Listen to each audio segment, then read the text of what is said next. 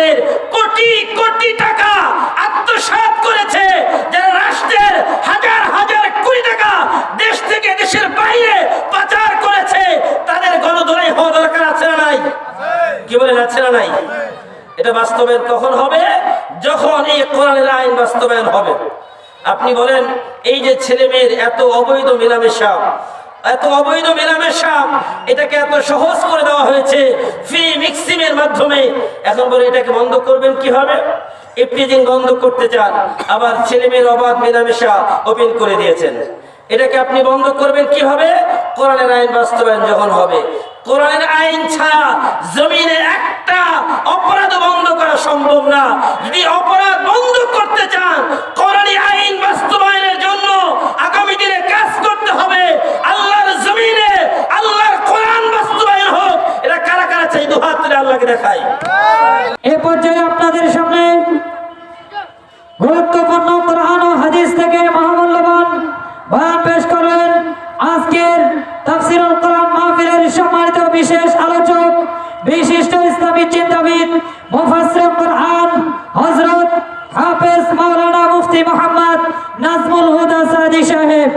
হযরত হাফেজ মাওলানা মুফতি মুহাম্মদ নাজমুল হুদা সাদি সাহেব বিএ অনার্স, এমএ কামিল হাদিস, ইমাম ও খতিব, বাইতুল মুআজ্জম কেন্দ্রীয় জামে মসজিদ পাটগ্রাম। হযরতকে কোরআন ও হাদিস থেকে মহামূল্যবান তাফসীর পেশ করার জন্য মাহফিল ইন্তেজামিয়া কমিটির পক্ষ থেকে বিনীত অনুরোধ করছি।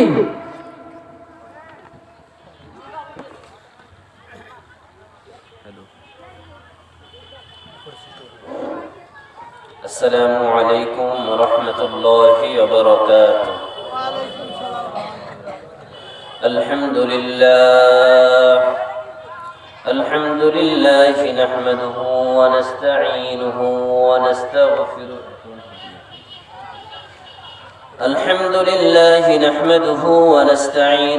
ونستغفره. ونؤمن به ونتوكل عليه ونعوذ بالله من شرور أنفسنا ومن سيئات أعمالنا. من يهده الله فلا مضل له ومن يضلله فلا هادي له. ونشهد أن لا إله إلا الله وحده لا شريك له. ونشهد أن سيدنا وسندنا وحبيبنا وطبيبنا ومولانا محمدا عبد الله ورسوله، أرسله بالحق بشيرا ونذيرا وداعيا إلى الله بإذنه وسراجا وقمرا منيرا. أما بعد فقد قال الله تبارك وتعالى في كلامه المجيد وفي فرقانه الحميد. সকলেই জবান খুলে আমার সাথে সাথে পড়েন, আউযু বিল্লাহি মিনাশ শাইতানির রাজীম। বিসমিল্লাহির রহমানির রহিম। ওয়া মিনান নাসি মান ইয়াকুলু আমান্না বিল্লাহি ওয়া বিল ইয়াউমিল আখির وباليوم الآخر وما هم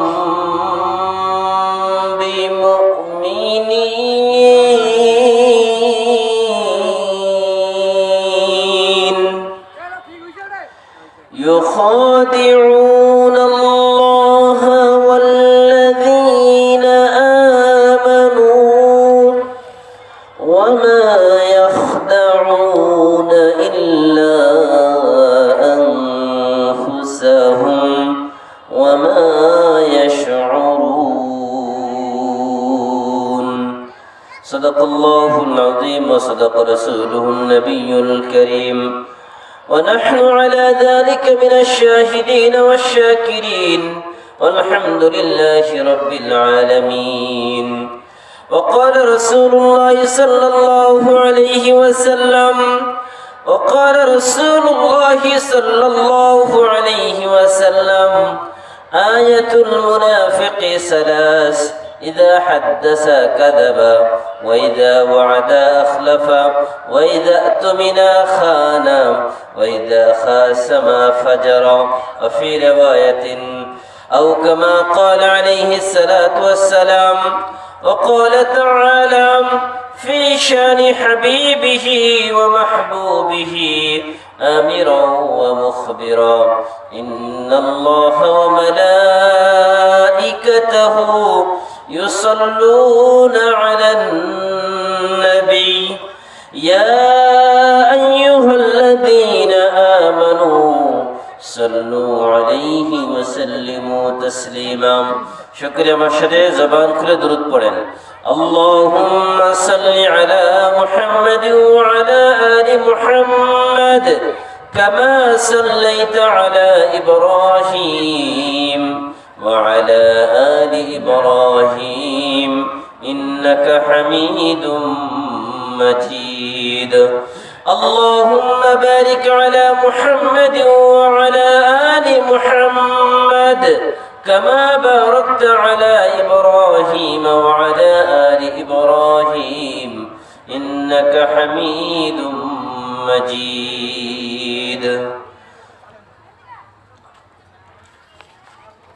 বেঙ্কান্দা আদর্শপাড়া মার্কাজুল করিম কামরুল উলুম নুরানি ক্যাডেট ও কওমি মাদ্রাসা উন্নয়ন কল্পে আয়োজিত এলাকাবাসী ও যুব সমাজের যৌথ উদ্যোগে আয়োজিত আজকের ঐতিহাসিক তাফসীরুল কোরআন মাহফিল। ঐতিহাসিক তাফসীরুল কোরআন মাহফিলের প্রধান মুফাসসির এবং প্রধান মেহমান এবং আজকের অত্র মাহফিলের সম্মানিত শ্রদ্ধেয়ভাজন সভাপতি হাফেজ কারি মাওলানা কামরুজ্জামান জাহিরি সাহেব এবং অত্র মাহফিলের প্রধান অতিথি আলহাজ শফিকুর রহমান মাদ্দাজিল্লুহুল আলিম এবং আমার সামনে উপস্থিত দিনদার ইমানদার ভাইরাম, যুবক বন্ধুগণ এবং ছোট ছোট কচি কাঁচা মাসুম বাচ্চারা এবং পর্দার অন্তরালে অবস্থানরত সর্বগুণে গুণান্বিতা শ্রদ্ধেয়ভাজন মা ও বোনেরা, সকলের প্রতি সালাম নিবেদন করছি। আসসালামু আলাইকুম ওয়া রাহমাতুল্লাহ। আপনারা কি আমার প্রতি রাগ করছেন নাকি? রাগে আছেন? তো কেউ তো সালামের উত্তর দিতেছেন না। আসসালামু আলাইকুম ওয়া রাহমাতুল্লাহ। সালাম দেওয়া কি ওয়াজিব? দেওয়া তো সুন্নত, কিন্তু উত্তর দেওয়া ওয়াজিব। বলেন উত্তর দেওয়া কি? তো আমি সালাম না দিলে গুনাহ হবে না, কিন্তু আপনার উত্তর না দিলে গুনাহ হবে না, সওয়াব হবে। এই জন্য সবাই আবার সালামের উত্তর দিবেন। আসসালামু আলাইকুম ওয়া রাহমাতুল্লাহ। সম্মানিত প্রিয় উপস্থিতি, সর্বপ্রথম সেই মহান রব্বুল আলামিনের দরবারে শুকরিয়া জ্ঞাপন করি যে মহান রব্বুল আলামিন আমাদেরকে দুনিয়াবি সকল প্রকার ফিতনা ফাসাদ থেকে মুক্ত করে, দুনিয়াবি সকল ঝামেলা থেকে ফারিক করে সুস্থ শরীরে আজকের এই ঐতিহাসিক তাফসীরুল কোরআন মাহফিলে আসার এবং বসার সুযোগ করে দিয়েছেন। এই জন্য আপনারা খুশি না বেজার?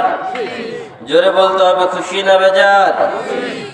লোক কম এটা মনে করা যাবে না।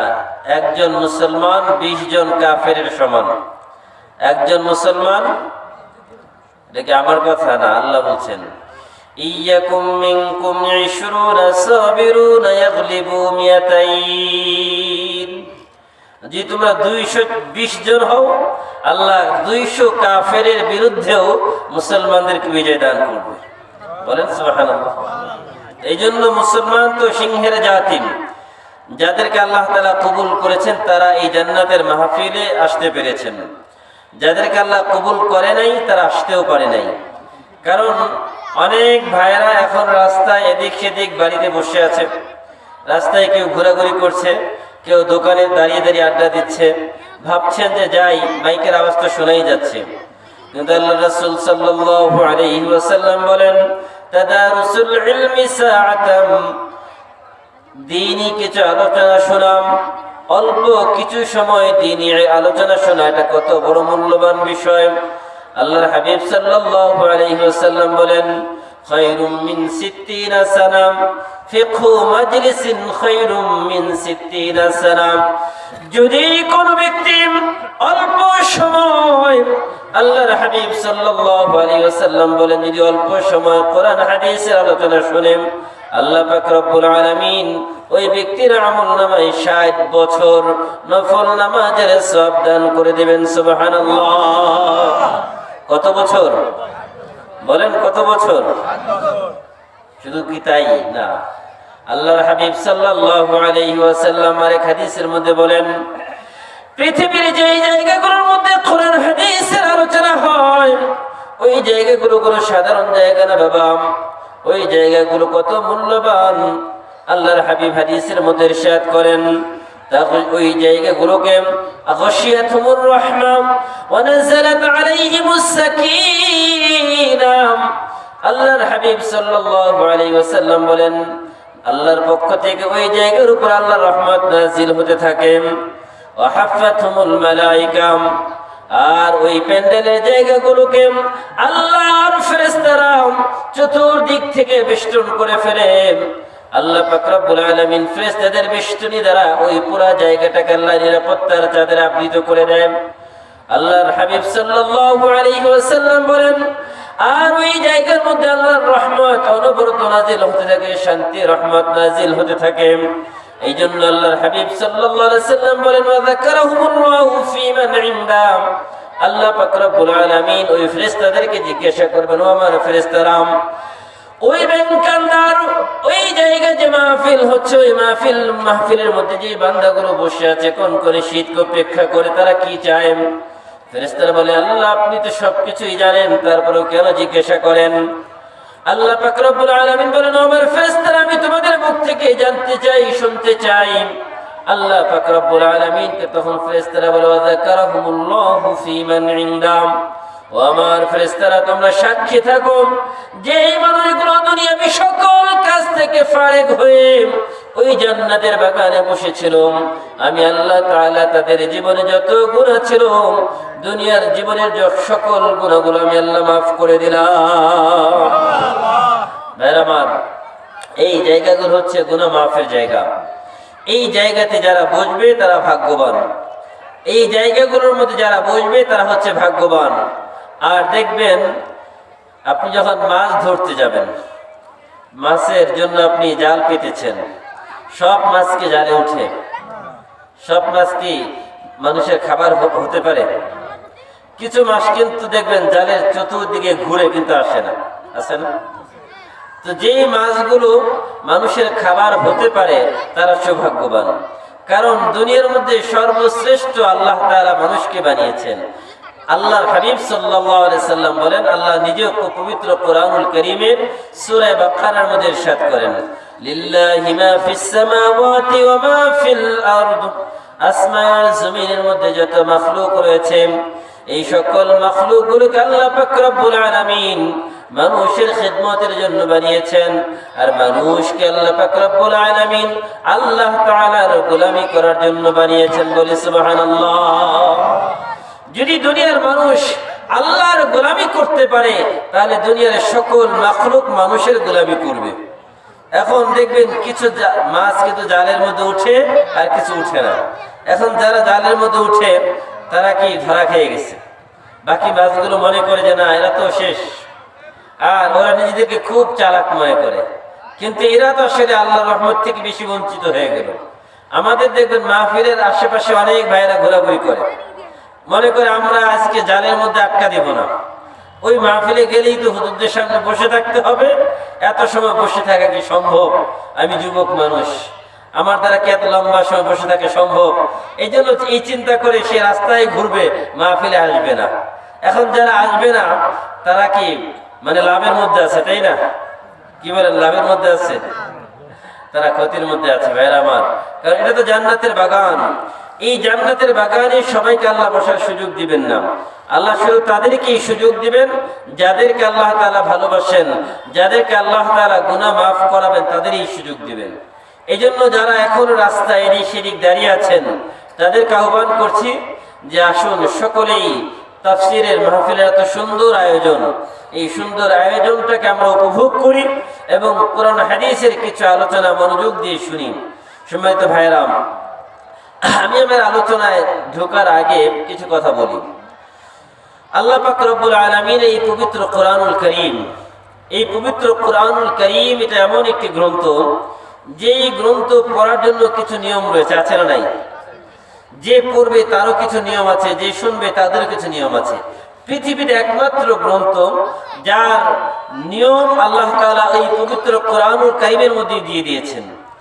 আপনি যদি কোরআনের পরিচয় কোরআন থেকে জানতে চান, যদি কোরআনকে বলেন যে কোরআন তোমার পরিচয় কি, আপনি মনে করেন একজন মানুষের সম্পর্কে যখন জানবেন যে এই মানুষের পরিচয় হচ্ছে এই, যদি তার বিশাল পরিচয় থাকে তখন তার মূল্যায়ন, তার সম্মানটা সেভাবেই হয়।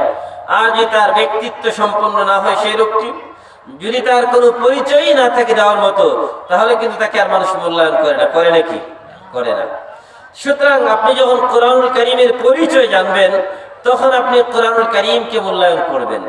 আর যদি কোরআনুল কারীমের পরিচয় না জানেন তাহলে কোরআনুল কারীমকে মূল্যায়ন করবেন না।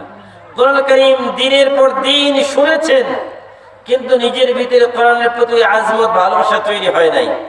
এই জন্য শুরুতে আমি আপনাদের সামনে পবিত্র কোরআনুল কারীমের পরিচয়টা তুলে ধরতে চাই সংক্ষেপে। সেটা আমার ভাষায় না, আল্লাহ পাক রব্বুল আলামিনের পবিত্র কোরআনুল কারীমের ভাষায়।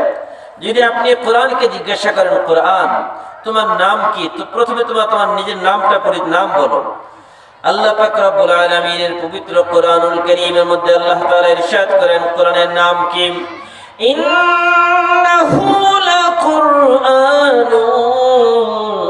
কারীম।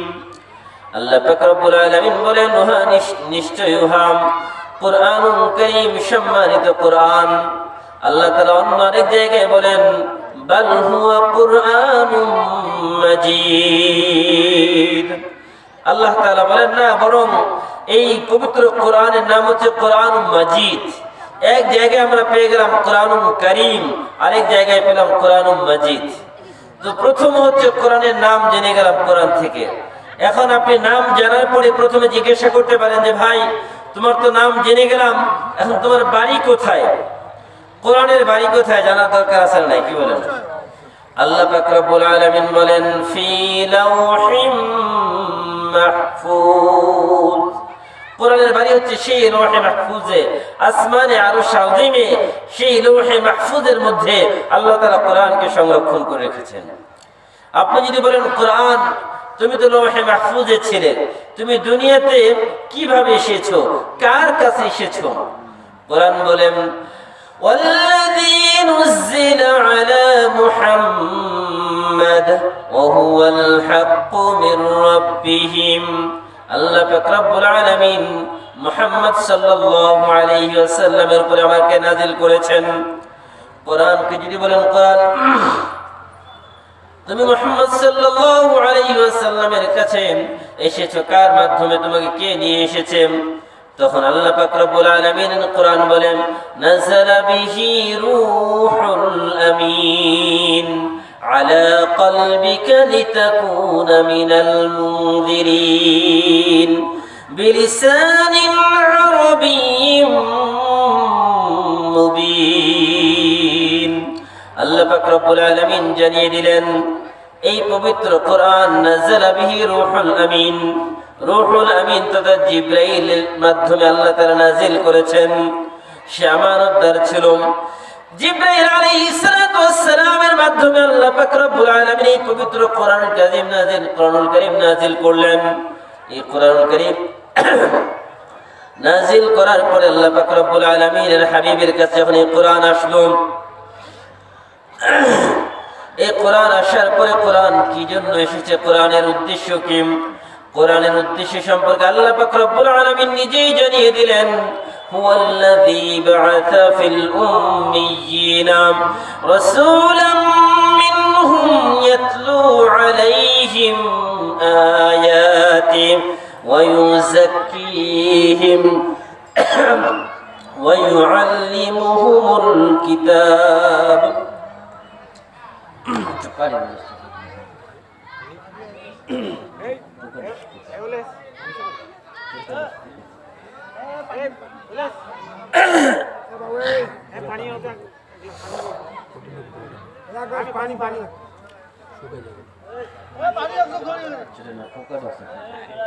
এক গ্লাসে পানি হলে হবে।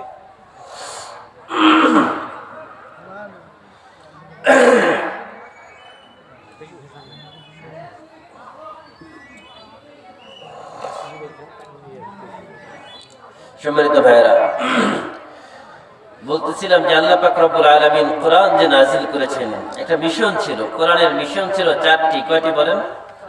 চারটি। এক নম্বর ইয়াতলু আলাইহিম আয়াতিহি, এক নম্বর কোরআনের মিশন ছিল যে কোরআন তেলাওয়াত করা। দুই নম্বর ওয়ায়ুযাক্কিহিম, মানুষের আত্মশুদ্ধি করা, মানুষের অন্তর পরিষ্কার করা। তিন নম্বর ওয়ায়ুআল্লিমুহুমুল কিতাব, কোরআনকে শিক্ষা দেওয়া। ওয়াল হিকমা, চতুর্থ নম্বর হাদিস শিক্ষা দেওয়া। আমি আপনাদের কাছে জানতে চাই, এই কোরআন কোথায় শিক্ষা দেওয়া হয়? বলেন সবাই, কোরআন কোথায় শিক্ষা দেওয়া হয়? মাদ্রাসায়।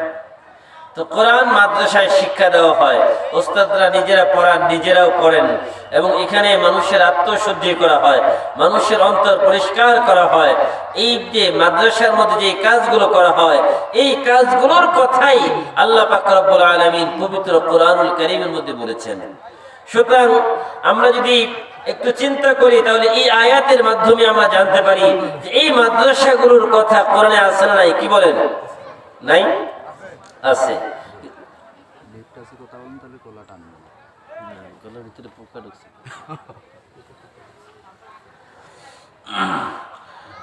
ভাইরা আমার, বলছিলাম যে এই যে আয়াতের মধ্যে যে আমরা লক্ষ্য করি, এই আয়াতের আলোকে মাদ্রাসার কথা আল্লাহ তাআলা এই কোরআনুল কারীমের এই আয়াতের মধ্যে বলেছেন।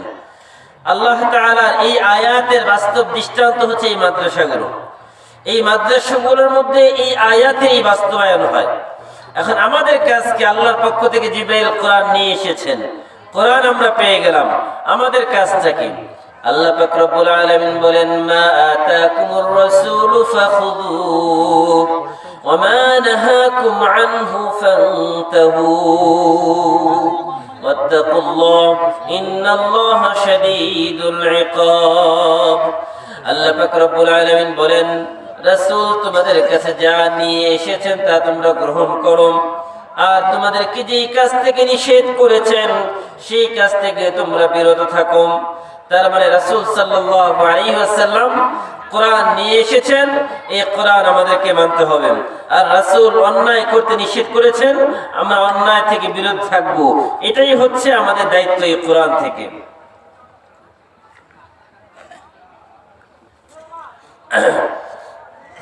আমরা তো কোরআনের পরিচয় জেনে গেলাম যে কোরআন আল্লাহর পক্ষ থেকে এসেছে, তানজিলুম মির রাব্বিল আলামিন।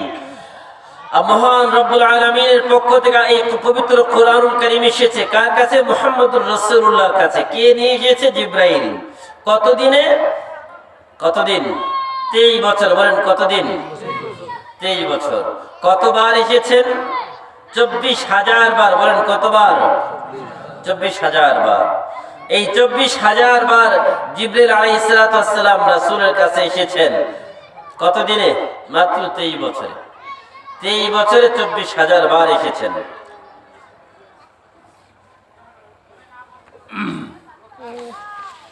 এই পবিত্র কোরআনুল কারীমের পরিচয় তো আমরা জেনে গেলাম। কোরআনের দাবি কি আমাদের কাছে? কোরআনের একটা দাবি আছে না নাই? কোরআনের একটা দাবি আছে। মনে করবেন না যে আল্লাহ তাআলা এমনি আমাদেরকে সৃষ্টি করেছেন। আল্লাহ পাক রব্বুল আলামিন বলেন, আফাহাসিবতুম আন্নামা খলাকনাকুম আবাসা ওয়া আন্নাকুম ইলাইনা লা তুরজাউন। ও দুনিয়ার মানুষ, তোমরা এমনি নিজেদেরকে মনে করো না যে আল্লাহ তাআলা তোমাদেরকে অনর্থক সৃষ্টি করেছেন, কোনো কাজ নেই তোমাদের, এমনটা নয়।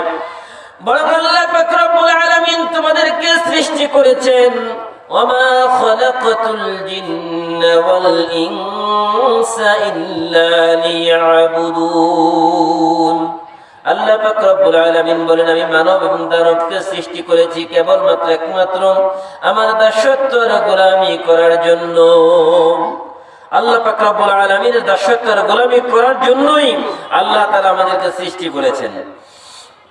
এখন আমরা এই পবিত্র কোরআনুল কারীম, এই পবিত্র কোরআনুল কারীম সম্পর্কে যদি আমাদের জানা না থাকে, নিজেদেরকে মুসলমান বলে পরিচয় দিব কিভাবে? আপনি আমি যে মুসলমান, এটার পরিচয় তো হচ্ছে কোরআন থেকে। কোরআন থেকে আমার আপনার পরিচয় হবে যে আমি মুসলমান। সব থেকে বড় দৌলতের নাম হচ্ছে ঈমান। এই ঈমান যে আমি আপনি যে মুসলমান, এটা পবিত্র কোরআন সাক্ষী দিবে। আর যদি আমি আপনি নিজে পবিত্র কোরআন কারীম না জানি, তখন বিভিন্ন চোর আছে, ঈমান চোরেরা আমাদের ঈমানকে চুরি করে নিয়ে যাবে, কিন্তু আমরা টেরও পাবো না। আমাদের সমাজে নানা জিনিস চুরি হয় না? কিন্তু কিছু কিছু মানুষ ঈমান চোরও আছে, মানুষের ঈমান চুরি হয়ে যায়, মানুষ বুঝতেও পারে না। ভাইরা আমার, এই জন্য এই পবিত্র কোরআনুল কারীমের কিছু দাবি আছে। দাবি হচ্ছে 5টি। কয়টি বলেন? দাবি কয়টি? মুখস্থ করে যাবেন। কোরআনের দাবি কয়টি? 1 নম্বর কিরাআতুল কোরআন। 1 নম্বর কিরাআতুল কোরআন, তার মানে হচ্ছে পবিত্র কোরআনুল কারীমের বিশুদ্ধ তেলাওয়াত। এটা হচ্ছে কোরআনের প্রথম নম্বর হক। আল্লাহ বলেন, ওয়ারাত্তিলিল কোরআনা তারতিলা, ওয়ারাত্তিলিল কোরআনা তারতিলা। হে নবী, আমি আপনাকে আমার পক্ষ থেকে আদেশ করছি। আল্লাহ বলেন, আপনি কোরআন কারীম ধীর স্থিরভাবে সুন্দরভাবে তেলাওয়াত করুন। 1 নম্বর হক আল্লাহ তাআলা কোরআনের দিয়েছেন, কোরআনকে ধীর স্থিরভাবে সুন্দরভাবে বিশুদ্ধভাবে তেলাওয়াত করাম। কারণ অনেক তেলাওয়াতকারী আছেন রুব্বাতারিন লিল কোরআন ওয়াল কোরআন ইয়ালআনুহু। অনেক কোরআন তেলাওয়াতকারী আছে যাদের উপর কোরআন নিজে লানত করে অভিশাপ করেন। কারণ কোরআন তেলাওয়াত বিশুদ্ধ হয় না। কোরআন তেলাওয়াত যদি বিশুদ্ধ না হয়, নামাজ ভঙ্গের কারণ হচ্ছে 19টির মধ্যে 1 নম্বর হচ্ছে নামাজ অশুদ্ধ তেলাওয়াত করা। তার মানে আপনার নামাজ হয় না। কোরআন এর জন্য বিশুদ্ধভাবে তেলাওয়াত করতে হবে 1 নম্বর।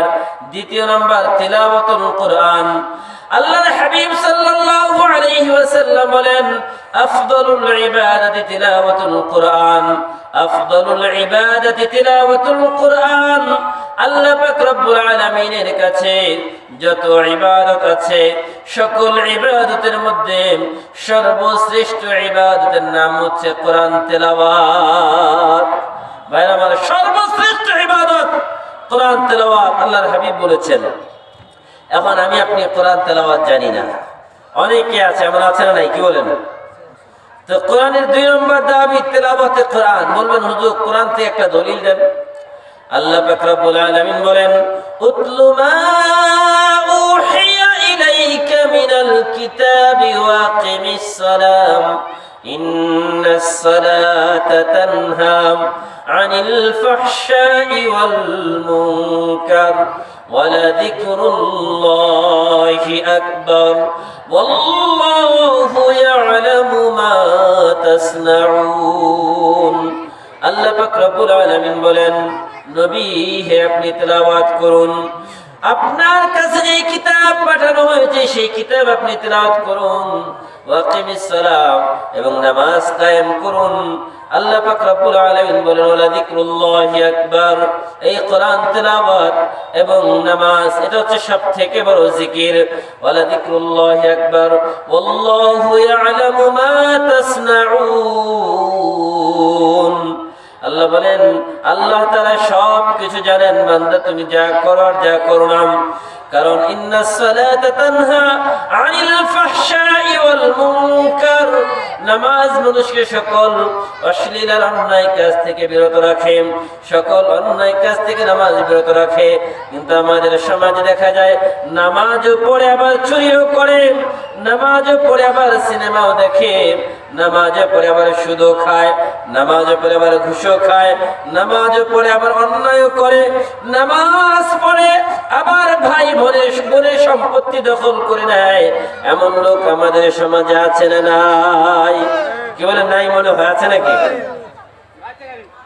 নামাজ ঠিকই পড়ে, হজও করছে, কিন্তু বোনের সম্পত্তি দেয় না, এমন লোক আছে না নাই?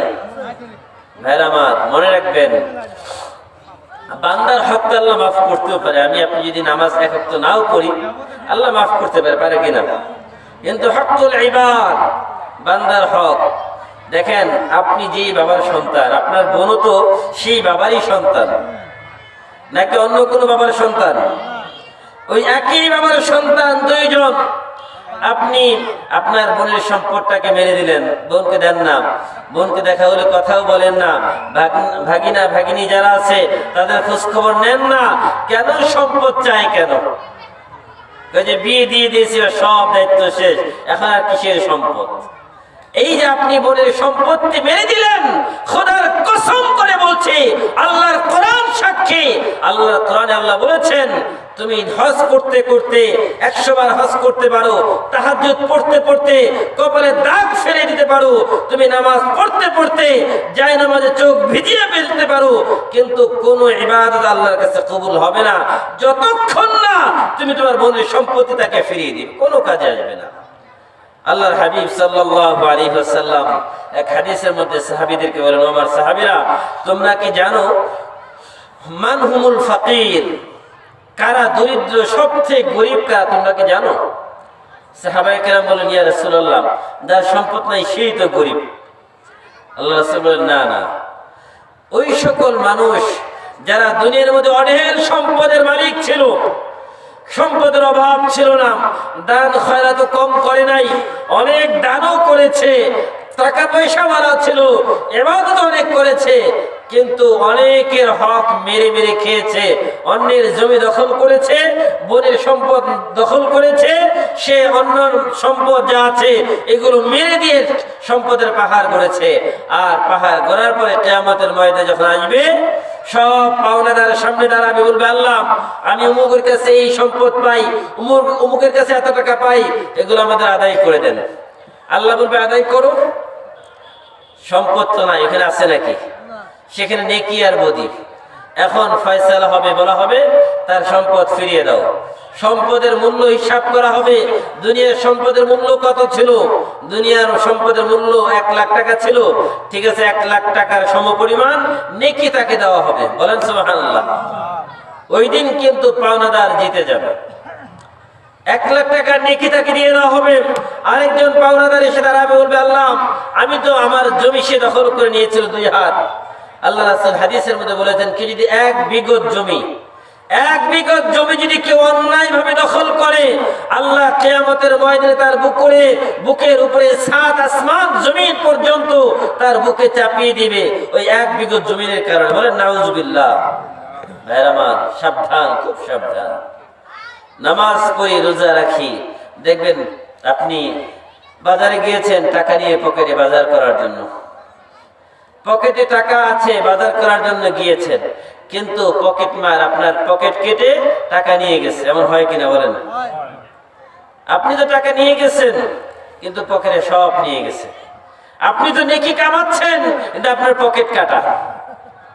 নেকিটা আপনার অভাব নাই, কিন্তু পকেট যে কাটা, ওই নেকি রাস্তার মধ্যেই পড়ে থাকে, বাড়ি পর্যন্ত আর যায় না। ওই নেকি আপনাকে জান্নাত পর্যন্ত কিভাবে নিয়ে যাবে চিন্তা করেন। সম্ভব? সম্ভব না। এই জন্য শুধু নামাজ পড়ার নাম ভাই ঈমান না, রোজা রাখার নাম শুধু ইসলাম না, যাকাত দেওয়ার নাম শুধু ইসলাম না, হজ করার নাম শুধু ইসলাম না। ইসলামটা একটা পরিপূর্ণ জীবন ব্যবস্থা, যার মধ্যে রয়েছে মানুষের জন্ম থেকে নিয়ে মৃত্যু পর্যন্ত যত বিষয় আছে, সব কিছুর সমাধান আল্লাহ এই পবিত্র কোরআন কারীমের মধ্যে দিয়েছেন। আপনার যা দরকার সব আল্লাহ তাআলা এখানে দিয়েছেন। এই জন্য আপনাকে খুঁজে খুঁজে বের করতে হবে যে আমার কি দরকার, এর সমাধান কোরআনে আছে না নাই, আপনাকে খুঁজে বের করতে হবে। এই জন্য বলছিলাম, কোরআনের 5টা দাবি। কয়টা দাবি বলেন? 1 নম্বর কিরাআতুল কোরআন, বিশুদ্ধ তেলাওয়াত। 2 নম্বর তেলাওয়াতুল কোরআন, কোরআন তেলাওয়াত করা। 3 নম্বর আমালুল ফাহমুল কোরআন, বলেন 3 নম্বর ফাহমুল কোরআন, কোরআন বুঝা, কোরআন বুঝা। আর এই শুধু বুঝলেই হবে না, কোরআন নিয়ে গবেষণা করতে হবে, কোরআন বুঝতে হবে। 4 নম্বর আমালুল কোরআন, কোরআনের উপরে আমল করা। এখন এই কোরআনের উপরে আমল তো যখন একা একা করবেন কোনো অসুবিধা আছে? আল্লাহ কোরআন নামাজের কথা বলেছে, আপনি নামাজ পড়েন। কোরআনে আল্লাহ যাকাত দেওয়ার কথা বলেছে, আপনি যাকাত দিচ্ছেন। কোরআনে আল্লাহ হজ করার কথা বলেছে, আপনি হজ করেন। কোরআনে আল্লাহ তাআলা জিহাদের কথা বলেছে, যখনই জিহাদের কথা আসে তখনই মানুষের মাথা গরম হয়ে যায়। হুজুর আর যাই বলেন জিহাদের কথা বলবেন না, লোক আছে না নাই? জিহাদের কথা বললেই জঙ্গি, এটাও জঙ্গি হুজুর, এই হুজুর ওয়াজ শোনা যাবে না, এমন লোক আছে না নাই? যে জিহাদের কথা কোরআনে আছে না নাই? কি বলেন? আরে ভাই, নামাজের কথা মাত্র 82 বার আর জিহাদের কথা 300 বারের বেশি আল্লাহ এই কোরআনের মধ্যে বলেছে। সুবহানাল্লাহ বলেন। জি, নামাজের কথা মাত্র 82 বার বলছে, এটার জন্য সবাই পাগল। কিন্তু আল্লাহ তাআলা বলেন কুতিবা আলাইকুমুল কিতাল ওয়া হুয়া কুরহুল লাকুম ওয়া আসা আন তাকরাহু শাইআন ওয়া হুয়া খায়রুল লাকুম ওয়া আসা আন তুহিব্বু শাইআন ওয়া হুয়া শাররুল লাকুম ওয়াল্লাহু ইয়ালামু ওয়া আনতুম লা তা'লামুন। আল্লাহ বলেন তোমাদের উপর কিতাল, যুদ্ধকে ফরজ করা হয়েছে। কুতিবা আলাইকুমুল কিতাল ওয়া হুয়া কুরহুল লাকুম, আর এই তোমাদের যুদ্ধ করা তোমাদের কাছে অপছন্দনীয়। আল্লাহ যেই যুদ্ধ তোমাদের জন্য ফরজ করে দিলেন ওই যুদ্ধটা তোমাদের কাছে অপছন্দনীয়। আল্লাহ বলেন ওয়াসা আন তাকরাহু শাইআন ওয়া হুয়া শাররুল লাকুম, হইতে পারে আল্লাহ তাআলা তোমরা যেটাকে অপছন্দ করো ওহুয়া খায়রুল লাকুম, এটাই তোমাদের জন্য কল্যাণকর। ওয়া আসা আন তুহিব্বু শাইআন ওয়া হুয়া শাররুল লাকুম, আর তোমরা যে জিনিসকে পছন্দ করো এটা তোমাদের জন্য কল্যাণকর। আল্লাহু ইয়ালামু ওয়া আনতুম লা তা'লামুন। আল্লাহ তাআলা সব কিছু জানেন, আল্লাহ তাআলা ভালো মন্দ সব জানেন, কিন্তু তোমরা তা জানো না। আমরা যেটাকে অকল্যাণ মনে করি, খারাপ মনে করি, আল্লাহ এটাকে ভালো মনে করেন। আর আমরা যেটাকে ভালো মনে করি এটাকে আল্লাহ খারাপ মনে করে। এখন আমাদের সমাজের মধ্যে জিহাদের কথা বললেই এই হুজুর জঙ্গি, হুজুরের কথা শোনা যাবে না। এটা কি ভালো মানুষের কথা না খারাপ মানুষের কথা? বলেন কার কথা? আল্লাহ পাক রব্বুল আলামিন এই কথাটা সূরা বাকারার 216 নম্বর আয়াতের মধ্যে বলছেন। এই জন্য ভাইরা আমার, এই জিহাদের কথা যারাই বলে তারাই শুধু পশ্চিমাদের যে একটা জুজুর ভয়, মানে জিহাদ মানেই যুদ্ধ, আর এই যুদ্ধ মানেই হচ্ছে মানুষ হত্যা করা, এই একটা ভয় দিয়ে দিয়ে মুসলমানদেরকে দমিয়ে রাখার তারা অপচেষ্টা করেছে। আর এটা আমাদের সরল মানা মুসলমানেরা শুধু হুজুরদের উপরে ট্যাগ লাগিয়েছে। বলছে জঙ্গি কারা? বলে যে মাথায় টুপি আর পাগড়ি আর শরীর লম্বা পোশাক থাকলে এরাই জঙ্গি, এরাই জঙ্গি। এই পরিচয় পশ্চিমারা মুসলমানদেরকে শিখিয়েছে, আর আমাদের সরল মানা মুসলমানেরা এটাই গিলেছে। আর গিলে খেয়ে খেয়ে এরকম দাড়ি টুপিওয়ালা দেখলেই মনে করেছে এরা জঙ্গি। এদেরকে জঙ্গি বলে বলে গালি দেওয়া হয়েছে। এমন একটা সময় আমরা পার করেছি, বলেন ঠিক কিনা? রাস্তায় বের হওয়া যায় নাই। ছোট ছোট বাচ্চাদেরকে টিভির মধ্যে বড় স্ক্রিনে দেখানো হয়েছে এই লম্বা টুপিওয়ালা, লম্বা জামাওয়ালা যাদের মুখে দাঁড়িয়ে আছে এরা সব জঙ্গি। আর বাচ্চারা দেখে এরকম আলেম ওলামাদেরকে দেখে রাস্তায় যখন কোন আলেম যেত তখন বলতো এই যে জঙ্গি যাচ্ছে। এমন একটা সময় গিয়েছে, খুব বেশি দিন হয় নাই, অল্প কিছুদিন আগেই সেই সময়টা পার হয়েছে ভাইরা আমার। এই জন্য মনে রাখবেন, যাদেরকে জঙ্গি বলে আপনারা গালি দিয়েছেন তারা কিন্তু এখনো দেশে আছে, আপনারা দেশে থাকতে পারেন নাই। ভাইরা আমার, আমি সেদিকে যাচ্ছি না। আল্লাহ পাক রব্বুল আলামিন পবিত্র কোরআন কারীমের মধ্যে বলেছেন, কোরআনের 5টা দাবির মধ্যে 4th নম্বর আমালুল কোরআন। আপনি কোরআনের উপরে আমল করবেন। এই আমল করতে গিয়ে নামাজ পড়লে অসুবিধা নাই, রোজা রাখলে অসুবিধা নাই, আপনি হজ করবেন অসুবিধা নাই, আপনি জিহাদের কথা বলবেন অসুবিধা, আপনি রাজনীতির কথা বলবেন অসুবিধা। আমার একটা জিনিস বুঝে আসেন, আপনি আমাকে বুঝাবেন যদি ভুল বলি। আচ্ছা, রাজনীতি ভালো জিনিস না খারাপ জিনিস? আপনারা কি বলেন, ভালো না খারাপ? ভালো জিনিস। তো ভালো জিনিসের কথা ভালোরা বলবে না খারাপরা বলবে? বলেন কি, কারা বলবে? ভালো লোকেরা বলবে। যদি রাজনীতি খারাপ হয়, যখন ইমাম সাহেব মসজিদের মেম্বারে বসে রাজনীতির কথা বলে, কোরআনের রাজনীতির কথা বলে, তখন বলে হুজুর রাজনীতি থামান, রাজনীতির কথা মসজিদে বলবেন না। আমার কথা হচ্ছে, যদি রাজনীতি খারাপ হয় মসজিদে বলা না যায়, তাহলে যারা রাজনীতি করে তারা কি খারাপ মানুষ? কি বলেন? আর যদি খারাপ মানুষ তারা হয় তাহলে তাদের কথা আমি মানব কথা যুক্তি আছে না নাই? যদি রাজনীতি খারাপ না হয় তাহলে আমি ইমাম, আমি বলতে অসুবিধা কোথায়? আপনার ইমাম তো ভালো কথাই আপনাকে বলবে। আপনার ইমামের দায়িত্ব ছিল ওই মসজিদের মেম্বার থেকে বসে কোরআনের হক কথাগুলো বলা। লিউযহিরাহু আলাদ-দীনি কুল্লি, আল্লাহর জমিনে আল্লাহর দ্বীনকে বিজয়ী করার কথাই তো ইমামরা বলবে। আর যারা ইমামদেরকে এইভাবে স্তব্ধ করার পায়তারা করবে তারা কখনো মুসলমান হতে পারে না, তারা কখনো মুসলমান হতে পারে না যদি তারা ভালো মানুষ না হয়। যদি রাজনীতি খারাপ জিনিস হয় তাহলে আপনি যদি রাজনীতি করেন, মসজিদে যদি ওই রাজনীতি করা না যায়, ওই রাজনীতি আমার দরকার নাই। যেই রাজনীতি মসজিদে করা যায় না, যেই রাজনীতি মসজিদে করা যাবে না, সেটা কোন রাজনীতি হতে পারে না। এরা বাটপারি, এরা বাটপারি, এরা বাটপারি ছাড়া আর কিছুই না, বলেন ঠিক কিনা? কারণ যেই রাজনীতির কথা কোরআনে বলা আছে, ওই রাজনীতির কথা আমরা মসজিদ থেকে বললে অনেকের গায়ে চুলকানি শুরু হয়। এমন লোক আছে না নাই? ভাইরা আমার, কোরআনুল কারীমের চতুর্থ দাবি আমালুল কোরআন, কোরআনের উপর আমল করা। পঞ্চম নাম্বার ইকামাতুল কোরআন, কোরআন কায়েম করা। এবার একটু ভালো করে বুঝেন পঞ্চম নম্বরটা। আপনি নামাজ পড়েন, রোজা রাখেন, তেলাওয়াত করেন, কোনো অসুবিধা নাই। কিন্তু যখনই বলবেন এই যে মনে করি এই যে আল্লাহর কোরআন, এই যে আল্লাহর কোরআনে সাদা কাগজের মধ্যে কালো কালো লেখা, এই কোরআন যদি আপনি নিজে পড়েন, কোরআন যদি বুঝেন, কোরআনের উপরে আমল করেন, কোনো অসুবিধা আছে? আপনি যখনই বলবেন যে না এই যে কালো কলমের যে লেখাগুলো আছে, কালো কালি যে লেখাগুলো আছে, এগুলো জমিনে বাস্তবায়ন করতে হবে। কোথায় বাস্তবায়ন করবেন? জমিনে। এখন যখনই বলবেন জমিনে বাস্তবায়ন করতে হবে, তখনই কিছু মানুষ, এতক্ষণ তো হুজুর ভালোই বলতেছিল, এখন আবার কোন দিকে যাচ্ছে, একটু নড়াচড়া দিয়ে উঠবে। যখন দেখবে যে না হুজুর তো আসে অন্যদিকে যাচ্ছে, দাঁড়াকে, হুজুর থামেন, কি হয়েছে ভাই? কয় যে না এগুলো বলা যাবে না। কয় কেন? এগুলো যেগুলো বলছিল রাজনীতি। কিসের রাজনীতি? কয় যে আপনি কোরআন কায়েমের কথা বলতেছেন, এগুলো তো রাজনীতির কথা, রাজনীতির কথা এগুলো বলা যাবে না। আপনারা মনে রাখবেন, ওই দিন অনেক দূর চলে গেছে। বিগত দিন আমাদেরকে বিভিন্ন মাহফিলে এইভাবে কোণঠাসা করার চেষ্টা করা হয়েছে।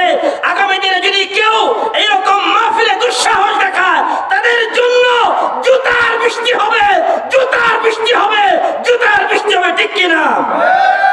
আর এই সুযোগ তাদেরকে দেওয়া হবে না। নাস্তিক আর মুরতাদের প্রেতাত্মারা, আবু জাহেল আর নমরুদের প্রেতাত্মারা অনেক সুযোগ নিয়েছো তোমরা। বাংলার জমিনে শাহজালাল ইমানের এই বাংলাদেশে 360 জন আউলিয়ার বাংলাদেশে কোরআনের কথা যদি আমরা বলতে না পারি, তোমাদেরকেও কথা বলতে দেওয়া হবে না, বলেন ঠিক কিনা? যে জমিন আল্লাহর কোরআনের কথা বলা যাবে না, ওই জমিনে তুমি কথা বলো কোন সাহসে? যে জমিনে আল্লাহর কোরআনের রাজনীতি করা যাবে না, ওই জমিনে তোমার রাজনীতি করে কোন সাহসে? ভাই জমিনের মালিক কে বলেন তো? জমিনের মালিক আল্লাহ। আসমানের মালিক কে? আপনি বলেন এই জমিন আসমানে কার রাজত্ব চলে? আল্লাহ তাআলা দেখেন সমুদ্রকে যেইভাবে চালাচ্ছেন চলছে, পাখিদের যে নিয়ম করে যে পাখিরা সেই নিয়মে চলছে, আর তারপরে গাছপালার যে নিয়ম সেই গাছপালা তার গাছপালার নিয়মে চলছে। ইউসাব্বিহু লিল্লাহি মা ফিস সামাওয়াতি ওয়াল আরদ ওয়া তুসাব্বিহু লাহু আল্লাহ পাক রব্বুল আলামিন বলেন আসমান আর জমিনে যা আছে সবাই আল্লাহর ইবাদত করে তাসবিহ পড়ে, সবাই আল্লাহর রাজনীতি মেনে নিয়েছে, সবাই আল্লাহর হুকুম মেনেছে, একমাত্র মানে নাই মুসলমান। কারা মানে নাই? বলেন মানুষ রূপী যারা, তারা মানে নাই। কেন? আসমানের মধ্যে আল্লাহ তাআলা আসমান থেকে হুকুম জারি করেছে, এই গাছ আমা তাসকুতু মিন ওয়ারাকাতিন ইল্লা ইয়ালামুহা, আমার হুকুম ছাড়া একটা পাতা গাছ থেকে নিচে ঝরবে না, পড়বে না। গাছের পাতা পড়ে না যতক্ষণ আল্লাহর হুকুম না হয়। আল্লাহর হুকুম যে ভোর হয় না, এখনো সূর্য ওঠা যাবে না, সূর্য উঠে না, সূর্য আল্লাহর হুকুম মানে, চন্দ্র আল্লাহর হুকুম মানে, আসমানের সকল তারকারাজি এরাও আল্লাহর হুকুম মানে। আপনি সূরা মুলক পড়েন, আল্লাহ বিস্তারিত বর্ণনা দিয়েছেন। আসমান জমিনে যা আছে সবাই আল্লাহর হুকুম মানে, ফেরেশতারা আল্লাহর হুকুম মানে, গাছ গাছালা এরা আল্লাহর হুকুম মানে, পশু পাখি এরাও আল্লাহর হুকুম মানে। শুধু হুকুম মানে না মানুষ, শুধু হুকুম মানে না কারা? মানুষ। এখন এই মানুষগুলোকে হুকুম মানানোর জন্য কিছু বিষয় দরকার। আল্লাহ পাক রব্বুল আলামিন বলেন কুরআনুল কারীমের ৫ম নাম্বার দাবি হচ্ছে ইকামাতুল কোরআন। কোরআনকে শুধু কোরআনে রাখলে হবে না, আপনি কোরআনকে আল্লাহ তাআলা এই জন্য পাঠায় নাই যে কোরআনকে শুধু ৩ বেলা পড়বেন আর চুমুক খাবেন, বুকে লাগাবেন, কপালে লাগাবেন, এই জন্য আল্লাহ কোরআন দেয় নাই। কেন? কারণ ফেরেশতারা আল্লাহর কাছে বলেছে, আল্লাহ যদি আপনি ইবাদতের জন্যই বানান তাহলে তো আমরাই যথেষ্ট, আমরা তো সারা দিন রাত আপনার ইবাদত করতেছি। আল্লাহ বলে শুধু ইবাদতের জন্য তাদেরকে বানাই নাই। কেন বানিয়েছি? وَإِذْ قَالَ رَبُّكَ لِلْمَلَائِكَةِ إِنِّي جَاعِلٌ فِي الْأَرْضِ خَلِيفَةً وَإِذْ قَالَ رَبُّكَ لِلْمَلَائِكَةِ إِنِّي جَاعِلٌ فِي الْأَرْضِ خَلِيفَةً। আল্লাহ বলেন স্মরণ করো ওই সময়ের কথা যখন তোমার রব বলেছে ইন্নী জাইলুন ফিল আরদি খলিফা, আমি পৃথিবীর মধ্যে আমার প্রতিনিধি বানাবো। কাকে বানাবে বলেন? আল্লাহর প্রতিনিধি। আল্লাহ এখন মনে করেন আপনাদের এলাকার চেয়ারম্যান সাহেব নাই, চেয়ারম্যানের অনুপস্থিতিতে চেয়ারম্যানের কাজ হয় না, বন্ধ থাকে। আরেকজন মেম্বার তার দায়িত্ব পালন করে। মনে করেন এমপি সাহেব দেশের বাহিরে গিয়েছে, তাহলে ওই এমপি সাহেবের কাজ চলে না, বন্ধ থাকে। মনে করেন হোম মিনিস্টার তিনি দেশের বাহিরে গিয়েছেন, তার কাজ বন্ধ থাকে না, চলে। প্রাইম মিনিস্টার তিনি দেশে নাই, তার কাজ চলে না, বন্ধ থাকে। তার প্রতিনিধি তার কাজ করেন। এখন আল্লাহ তাআলা তো আসমান আর জমিনের মধ্যে সকলের যে দায়িত্ব ছিল সবাইকে দায়িত্ব বন্টন করে দিয়েছেন, সবাই সবার দায়িত্ব পালন করছে। মানুষকে আল্লাহ নিজের প্রতিনিধি বানিয়েছেন। কেন? ইন্নী জাইলুন ফিল আরদি খলিফা, পৃথিবীর মধ্যে আল্লাহ পাক রব্বুল আলামিন তার রাজত্ব কায়েম করার জন্য, পৃথিবীর মধ্যে আল্লাহ তাআলা তার রাজত্ব কায়েম করার জন্য আল্লাহ তাআলা এই মানুষগুলোকে বানিয়েছেন। আল্লাহ তাআলা যখন তার রাজত্ব কায়েম করার জন্য দুনিয়াতে মানুষ পাঠিয়েছেন, ওই সময় মানুষের কাজটা কি? মানুষের কাজ শুধু কি ঘুমিয়ে থাকা? বলেন, আপনি চিন্তা করেন আপনার বয়স 50 বছর, 60 বছর, কি করেছেন? আপনি কয়দিন ইসলামের জন্য রাত্রি জাগরণ করেছেন? আরে ভাই, মরতেই তো হবে। ঘরে বিছানায় শুয়ে থেকে মরে কি লাভ?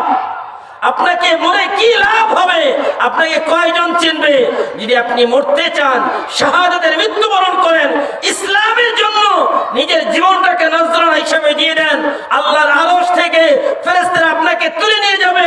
জমিনের মধ্যে সকল মানুষগুলো বলবে আল্লাহর দ্বীন কায়েমের জন্য আল্লাহর উমুক বান্দা নিয়ে জীবন দিয়েছে। আল্লাহর কাছে আপনি বিনা হিসেবে জান্নাত পেয়ে যাবেন। মরতে তো হবেই, মৃত্যু থেকে কেউ পালাতে পারবে না, সবাইকে মরতে হবে। এই জন্য বলছিলাম ইকামাতুল কোরআন, কোরআন কায়েম করতে হবে। কোরআন কায়েম কিভাবে করবেন অল্প সময় শেষ করে দিচ্ছি। কোরআন কায়েম কিভাবে করবেন দেখেন, আল্লাহ বলছে ওয়াসসারিকু ওয়াসসারিকাতু ফাকাতউ আইদিয়াহুমা জাযাআন বিমা কাসাবা নাকালাম মিনাল্লাহ ওয়াল্লাহু আজিজুল হাকীম। চোর যদি নারী হয় অথবা পুরুষ হয়, যদি তারা চুরি করে তাহলে তাদের হাত কেটে দাও। এটা আল্লাহর কোরআনের বিধান, আল্লাহর কোরআনের বিধান, তাদের হাত কেটে দাও। এখন বলেন এই চোরের হাত কাটা এটা কি আমার দায়িত্ব নাকি রাষ্ট্রের দায়িত্ব? বলেন কার দায়িত্ব? রাষ্ট্রের দায়িত্ব। যদি রাষ্ট্রের দায়িত্ব হয় তাহলে আমি আপনি যদি কোরআনকে রাষ্ট্র পর্যায়ে না নেই তাহলে কোনোদিন এটা বাস্তবায়ন হবে? আপনি বলেন দেশে চোর আছে না নাই? আপনি দেখবেন অনেক সময় বিভিন্ন মসজিদ থেকে জুতা চুরি হয় না? এখন এই যে জুতা যে চুরি হয়, এই জুতা চুরির জুতার দাম কত বলেন তো? 100 টাকা, 500 টাকা, 1000 টাকা। এই 1000 টাকা চুরি করতে গিয়ে জুতা চোর যদি ধরা পড়ে তো গণধুলাই হয় না? হয় না? গণধুলাই দেন না? 500 আর 1000 টাকার জুতার জন্য যদি গণধুলাই খায় একটা চোর, তাহলে যারা রাষ্ট্রের কোটি কোটি টাকা আত্মসাৎ করেছে, যারা রাষ্ট্রের হাজার হাজার কোটি টাকা দেশ থেকে দেশের বাইরে পাচার করেছে, তাদের গণধুলাই হওয়া দরকার আছে না নাই? কি বলেন, আছে না নাই? এটা বাস্তবায়ন কখন হবে? যখন এই কোরআনের আইন বাস্তবায়ন হবে। আপনি বলেন এই যে ছেলে মেয়ের এত অবৈধ মেলামেশা, এত অবৈধ মেলামেশা, এটাকে এত সহজ করে দেওয়া হয়েছে ফ্রি মিক্সিংয়ের মাধ্যমে। এখন বলে এটাকে বন্ধ করবেন কিভাবে? ইফটিজিং বন্ধ করতে চান, আবার ছেলে মেয়ের অবাধ মেলামেশা ওপেন করে দিয়েছেন। এটাকে আপনি বন্ধ করবেন কিভাবে? কোরআনের আইন বাস্তবায়ন যখন হবে। কোরআনের আইন ছাড়া জমিনে একটা অপরাধ বন্ধ করা সম্ভব না। যদি অপরাধ বন্ধ করতে চান, কোরআনী আইন বাস্তবায়নের জন্য